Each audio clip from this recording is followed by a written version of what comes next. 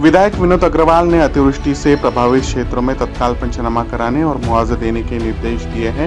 उन्होंने घरों में पानी घुसने और पूर्णतः मकान गिरने की स्थिति में तुरंत 10,000 रुपये मुआवजा देने की बात कही है। साथ ही खेती के नुकसान का भी पंचनामा कर गट नंबर समेत सूची प्रकाशित करने की सलाह दी। पंचनामे की प्रक्रिया तेज करने और जुलाई माह के नुकसानग्रस्तों की सूची शीघ्र प्राप्त करने के निर्देश भी दिए गए हैं। काही शेतकरी असेल किंवा एकही ज्यांचे घरांचे नुकसान झाले आहे असा कोणीही नुकसानग्रस्त व्यक्ती वंचित राहू नये याकरता आपल्याला सर्वांना मिळून काम करायचं आहे। आज कसा आहे, संकटाचा वेळ आहे, लोकांच्या भावना निश्चितपणे थोडा उद्रेक असतात आणि म्हणून संयमाने कोणालाही न दुखावता आपल्याला हे सर्व काम करून घ्यायचं आहे। त्यामध्ये प्रामुख्याने गोंदिया शहराचा फार मोठा विषय आहे। गोंदिया शहरामध्ये अनेक घरामध्ये पाणी शिरलं, जीवितहानी सुद्धा झालेली आहे आणि गोंदिया शहरामध्ये एकही घर ज्या घरामध्ये पाणी शिरलं असेल तर वंचित राहू नये। एकूण एक आपला सर्वे झाला पाहिजे आणि कोणत्या परिस्थितीमध्ये आपली काय तयारी आहे त्या गोंदिया शहराबद्दल। एक कर्मचारी आहेत पण कामाला लावणे हा मोठा विषय असतो ना। कर्मचारी आपल्याकडे 50-500च्या वर आहे। प्रत्येक गलीमध्ये, प्रत्येक वार्डामध्ये, प्रत्येक ठिकाणी तुम्ही माणसं लावा। पूर्ण नियोजन करणं आजच्याच पाठवा। आज संध्याकाळपर्यंत सर्वांचे ज्या ज्या लोकांचे घरांचे नुकसान झालेले आहे, जहां भी जिसके घर में पानी घुसा है, घर का नुकसान हुआ है, वो पूरी अद्ययावत माहिती आज शाम तक जमा होने को ना और कल सवेरे उनके खाते में पैसे 10,000 रुपये जमा होना। जमा करने के लिए अगर तुम्हारा प्रॉब्लम हुआ, खाते में प्रॉब्लम हुआ, अपन चेक देऊ शकतो ना।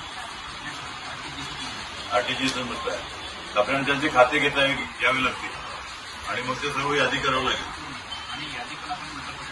आणि तुम्ही यादी नगरपालिका प्रसिद्ध करा। कोणी घर कुठल्या व्हॉट्सअपवर द्यावं, आजच्या बैठकीचे इन्स्ट्रक्शन द्या, त्यामध्ये सर्व समजले का नाही। यादी प्रसिद्ध करताना कांदा मोदींनी काय काय इन्स्ट्रक्शन दिले आणि त्यामध्ये कोणी सुटला असेल तर त्यांनी त्वरित कोणाशी संपर्क साधावा, तो नंबर त्यामध्ये टाका किंवा ज्या ज्या विभागामध्ये लोक असतील जे तुमचे संबंधित लोक तुम्ही नेमले आहेत का, हा विभाग हा पाहिला, हा प्रभाग हा पाहिला, असं काही तलाठी किती आहेत गोंदिया शहरामध्ये?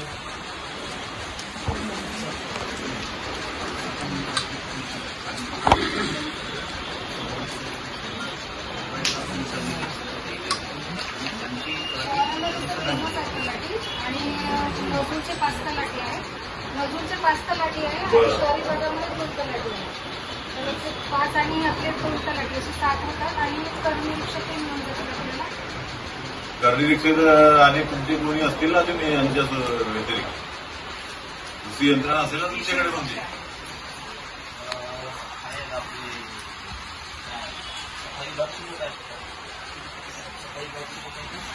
ऑफिसचे कर्मचारी ऑफिसचे कर्मचारी टाका ना, तर इथे दिलं काय बरं बिघड पडते।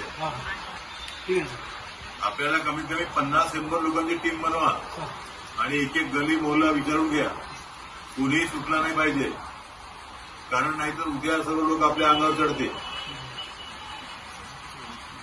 पुन्हा एकूण नाला किनारे पहिले पहा, नाला किनारा सोडून बाकीच्या भागामध्ये ज्या भागामध्ये आजपर्यंत पाणी शिरत नव्हतं त्या ठिकाणी म्हणजे पाणी शिरलं आहे घरामध्ये। अवंती चौक या सर्व भागामध्ये पाणी शिरलं म्हणजे कोणताही भाग वाचला नाहीये शहराचा। ज्या ज्या ठिकाणी पाणी शिरलं असेल त्या सर्व बसा तुम्ही, ज्या ज्या ठिकाणी पानी शिरला असेल, जहां भी पानी घुसा हुआ मकानों में, तो पूरी अद्ययावत यादी आज तैयार और एक भी घर वंचित नहीं रहना चाहिए। ग्रामीण भाग में भी जहां पहले मकानों में पानी घुसा उसकी भी यादी तैयार करो। लेकिन सर आपको बता रहा हूं मैं, साथ में अपने को इसके भी पंचनामे करना पड़ेगा। करके नहीं करेंगे तो वो लोग आग पर चढ़ेंगे। उनको क्या लगता है कि हमारा सर्वे नहीं हो रहा। और दूसरी बात, अभी मेरी सभी तलाठी महोदय से मेरी विनंती है, कृपया थोड़ा उधार की लोकर के सर्वे करो।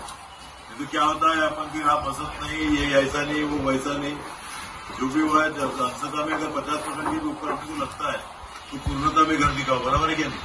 तो क्या होता है, फालतू में भी सभी लोग वंचित होते हैं, बाद में चिल्लाते अपने आंख पर आते हैं। सरकार पैसा दे रही है, अपने कोई प्रॉब्लम नहीं है।